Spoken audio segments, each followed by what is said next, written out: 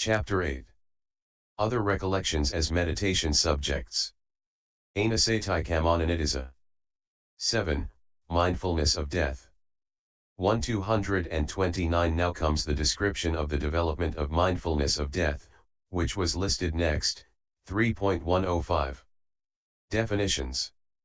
Herein, death, moro, is the interruption of the life faculty included within the limits of a single becoming, existence. But death as termination, cutting off, in other words, the arahant's termination of the suffering of the round, is not intended here, nor is momentary death, in other words, the momentary dissolution of formations, nor the death of conventional, metaphorical, usage in such expressions as dead tree, dead metal, and so on. 2. As intended here it is of two kinds, that is to say, timely death and untimely death. Herein, timely death comes about with the exhaustion of merit or with the exhaustion of a lifespan or with both. Untimely death comes about through karma that interrupts other, life-producing karma. 3. Herein, death through exhaustion of merit is a term for the kind of death that comes about owing to the result of former rebirth-producing karmas having finished ripening, although favorable conditions for prolonging the continuity of a lifespan may be still present.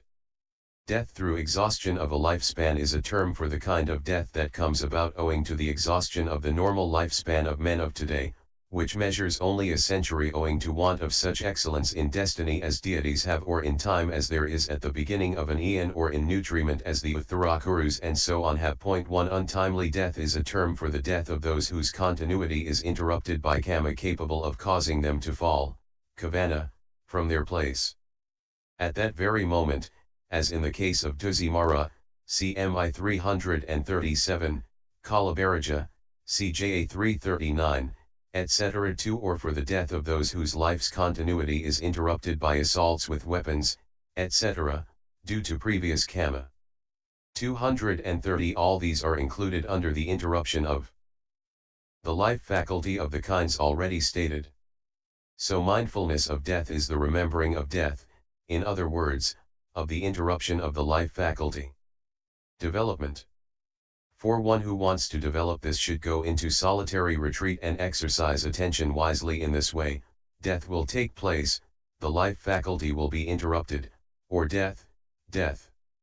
5. If he exercises his attention unwisely in recollecting the possible death of an agreeable person, sorrow arises, as in a mother on recollecting the death of her beloved child she bore, and gladness arises in recollecting the death of a disagreeable person, as in enemies on recollecting the death of their enemies, and no sense of urgency arises on recollecting the death of neutral people, as happens in a corpse burner on seeing a dead body, and anxiety arises on recollecting one's own death, as happens in a timid person on seeing a murderer with a poised dagger. 6. In all that there is neither mindfulness nor sense of urgency nor knowledge. So he should look here and there at beings that have been killed or have died, and advert to the death of beings already dead but formerly seen enjoying good things, doing so with mindfulness, with a sense of urgency and with knowledge, after which he can exercise his attention in the way beginning, death will take place. By so doing he exercises it wisely. He exercises it as a right means, is the meaning. 3. 7. When some exercise it merely in this way, their hindrances get suppressed, their mindfulness becomes established with death as its object, and the meditation subject reaches access. 8 Ways of recollecting death. 8 But one who finds that it does not get so far should do his recollecting of death in 8 ways, that is to say, 1. As having the appearance of a murderer, 2. As the ruin of success, 3. By comparison, 4. As to sharing the body with many, 5. As to the frailty of life, 6. As signless, 7. As to the limitedness of the extent, 8. As to the shortness of the moment. 9.1. Herein, as having the appearance of a murderer, he should do his recollecting thus, just as a murderer appears with a sword, thinking, I shall cut this man's head off, and applies it to his neck, so death appears. Why? Because it comes with birth and it takes away life. 10 As budding toadstools always come up lifting dust on their tops, so beings are born along with aging and death. For accordingly their rebirth linking consciousness reaches aging immediately next to its arising and then breaks up together with its associated aggregates, like a stone that falls from the summit of a rock. 231 So to begin with, momentary death comes along with birth. But death is inevitable for what is born, consequently the kind of death intended here also comes along with birth. 11 Therefore, just as the risen sun moves on towards its setting and never turns back even for a little while from wherever it has got to, or just as a mountain torrent sweeps by with a rapid current, ever flowing and rushing on and never turning back even for a little while, so too this living being travels on towards death from the time when he is born, and he never turns back even for a little while. Hence it is said, right from the very day a man has been conceived inside a womb, he cannot but go on and on. Nor going can he once turn back, Ja 494. 12 And whilst he goes on thus death is as near to him as drying up is to rivulets in the summer heat, as falling is to the fruits of trees when the sap reaches their attachments in the morning, as breaking is to clay pots tapped by a mallet, as vanishing is to dewdrops touched by the sun's rays. Hence it is said, the nights and days go slipping by, as life keeps dwindling steadily, till mortals span, like water pools, in failing rills, is all used up, SI 109. As there is fear, when fruits are ripe, that in the morning they will fall, so mortals are in constant fear, when they are born, that they will die. And as the fate of pots of clay, once fashioned by the potter's hand, or small or big or baked or raw condemns them to be broken up, so mortal's life leads but to death, SNP 576F.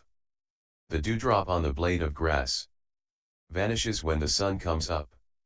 Such is a human span of life. So, mother, do not hinder me, Ja 122. 13 So this death, which comes along with birth, is like a murderer with poised sword. And like the murderer who applies the sword to the neck, it carries off life and never returns to bring it back. 232 That is why, since death appears like a murderer with poised sword owing to its coming along with birth and carrying off life, it should be recollected as having the appearance of a murderer. 14.2 As the ruin of success, here success shines as long as failure does not overcome it. And the success does not exist that might endure out of reach of failure. Accordingly, he gave with joy 100 millions after conquering all the earth, till in the end his realm came down to less than half a gallnut's worth.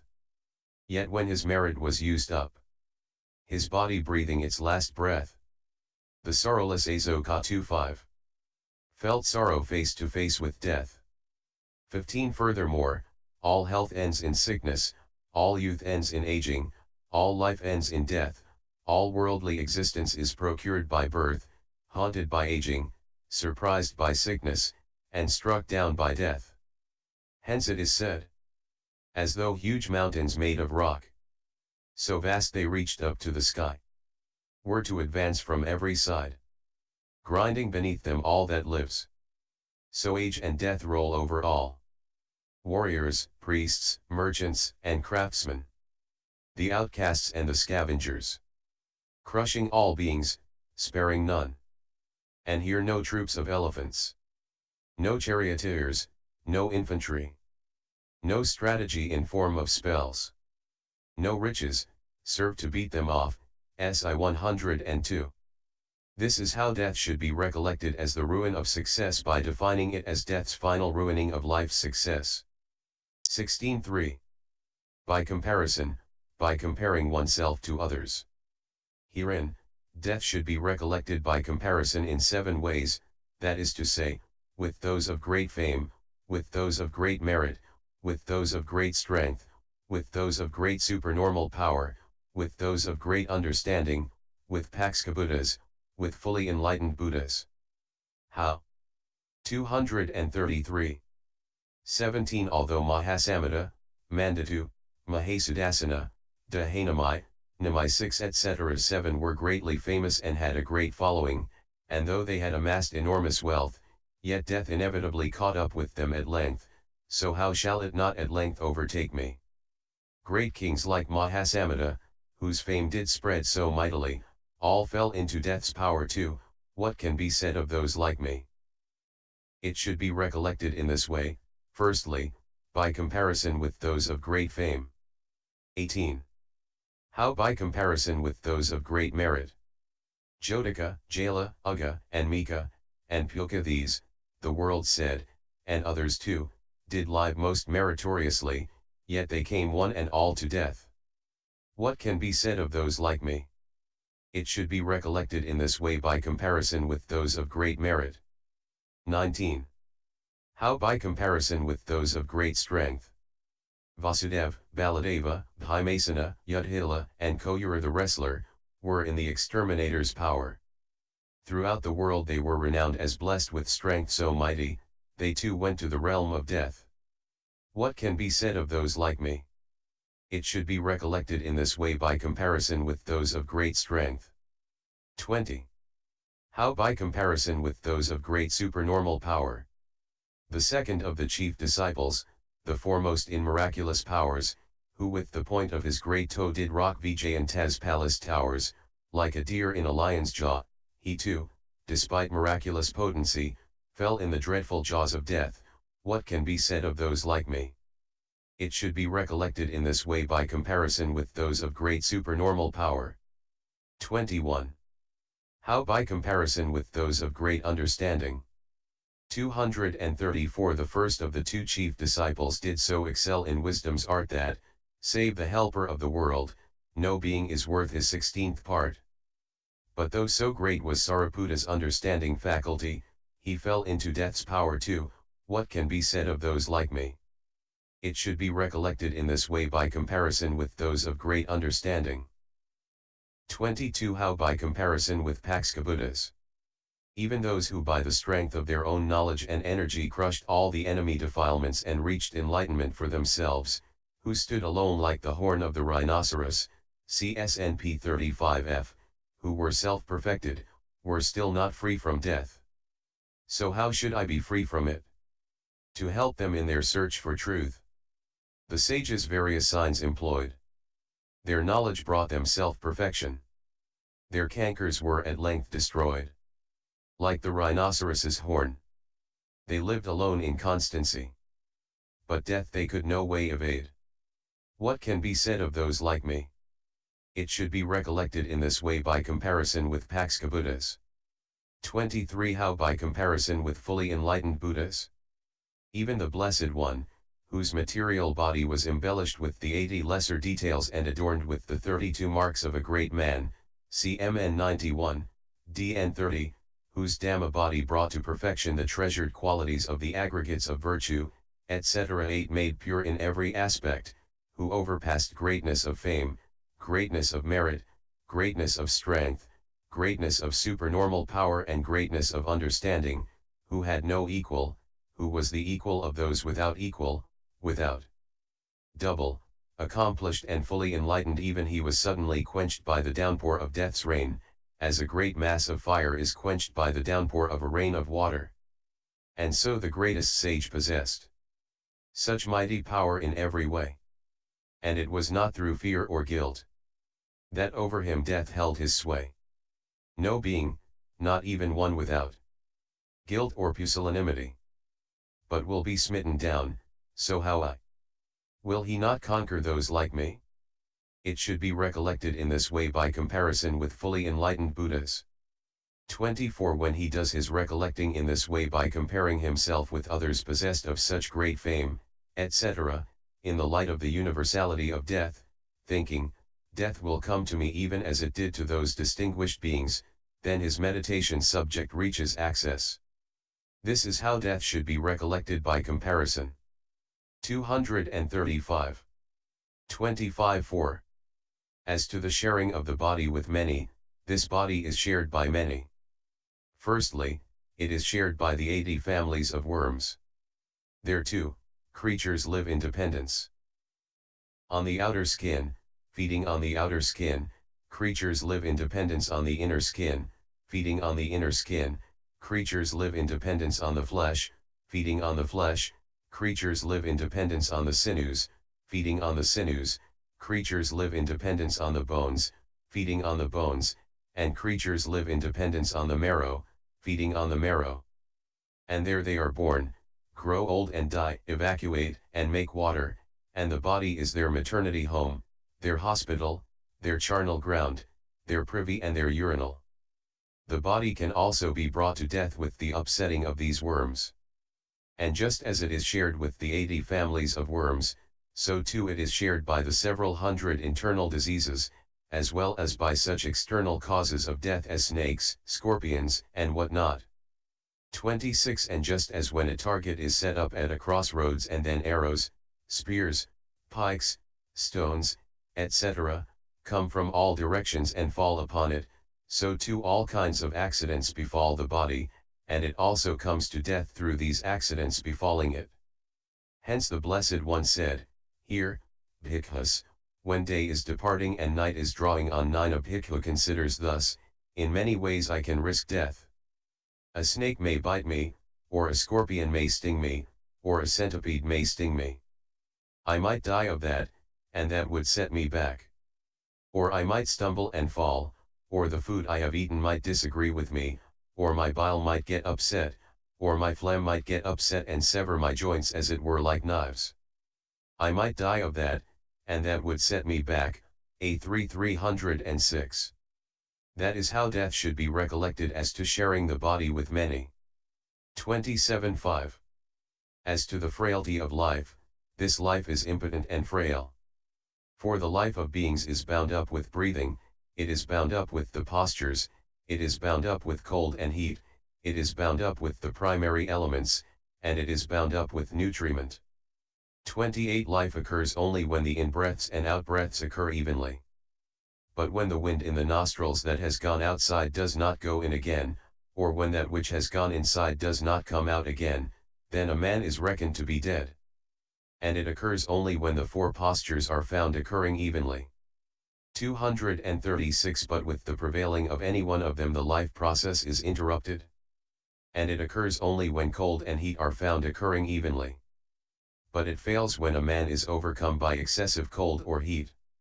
And it occurs only when the four primary elements are found occurring evenly. But with the disturbance of the earth element even a strong man's life can be terminated if his body becomes rigid, or with the disturbance of one of the elements beginning with water if his body becomes flaccid and petrified with a flux of the bowels, etc., or if he is consumed by a bad fever, or if he suffers a severing of his limb joint ligatures, cf 11.102. And life occurs only in one who gets physical nutriment at the proper time, but if he gets none, he uses his life up. This is how death should be recollected as to the frailty of life. 29.6. As signless, as indefinable. The meaning is that it is unpredictable. For in the case of all beings, the span, the sickness, and the time, and where the body will be laid, the destiny, the living world can never know 10 these things, there is no sign foretells when they will be.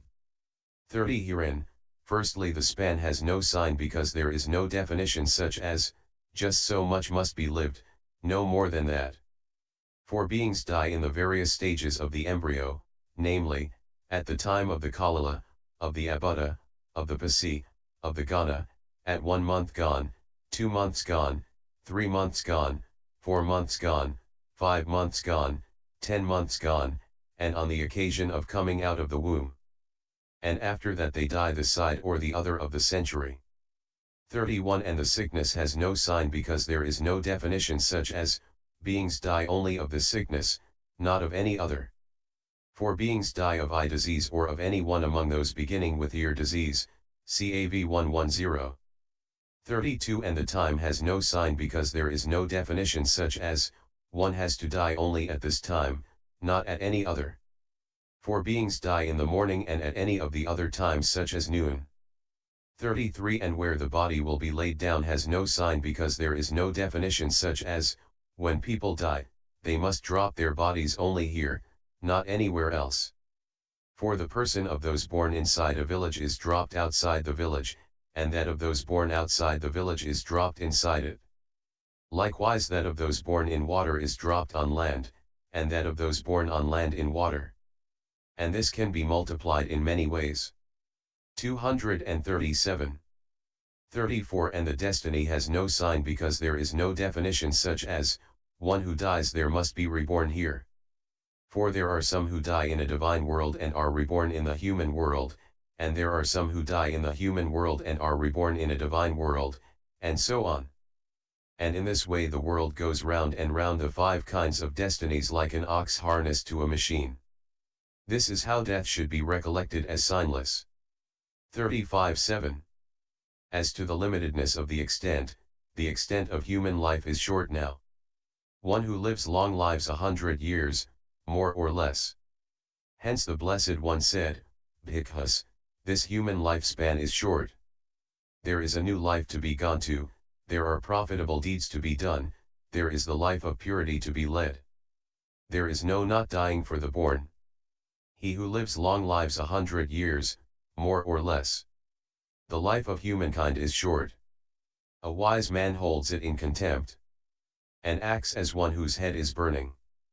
Death will never fail to come, SI 108. And he said further, Bhikkhus, there was once a teacher called Arika, A4 136, all of which sutta should be given in full, adorned as it is with 7 similes. 36 And he said further, Bhikkhus, when a bhikkhu develops mindfulness of death thus, oh, let me live a night and day that I may attend to the Blessed One's teaching, surely much could be done by me, and when a bhikkhu develops mindfulness of death thus, oh, let me live a day that I may attend to the Blessed One's teaching, surely much could be done by me, and when a bhikkhu develops mindfulness of death thus, oh, let me live as long as it takes to chew and swallow 4 or 5 mouthfuls, that I may attend to the Blessed One's teaching, surely much could be done by me. These are called bhikkhus who dwell in negligence and slackly develop mindfulness of death for the destruction of cankers. 238. 37 And, bhikkhus, when a bhikkhu develops mindfulness of death thus, oh, let me live for as long as it takes to chew and swallow a single mouthful that I may attend to the Blessed One's teaching, surely much could be done by me, and when a bhikkhu develops mindfulness of death thus, oh, let me live as long as it takes to breathe in and breathe out, or as long as it takes to breathe out and breathe in, that I may attend to the Blessed One's teaching, surely much could be done by me. These are called bhikkhus who dwell in diligence and keenly develop mindfulness of death for the destruction of cankers, A3 305-6. 38 So short in fact is the extent of life that it is not certain even for as long as it takes to chew and swallow 4 or 5 mouthfuls. This is how death should be recollected as to the limitedness of the extent. 39.8. As to the shortness of the moment, in the ultimate sense the life moment of living beings is extremely short, being only as much as the occurrence of a single conscious moment.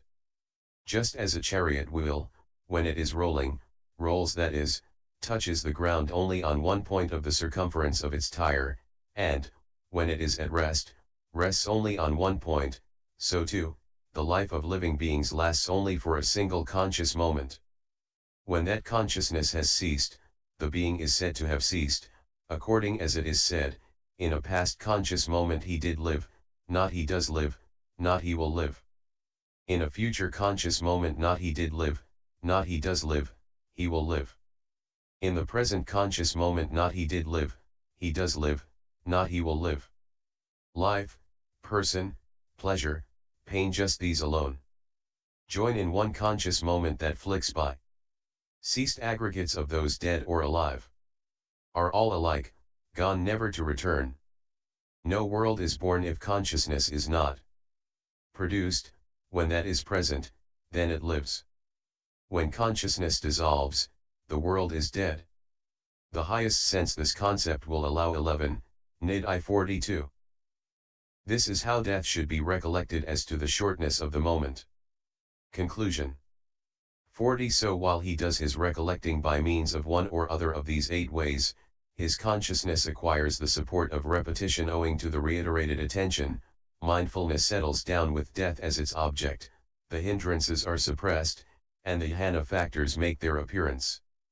But since the object is stated with individual essences 12 and since it awakens a sense of urgency, the jhana does not reach absorption and is only access.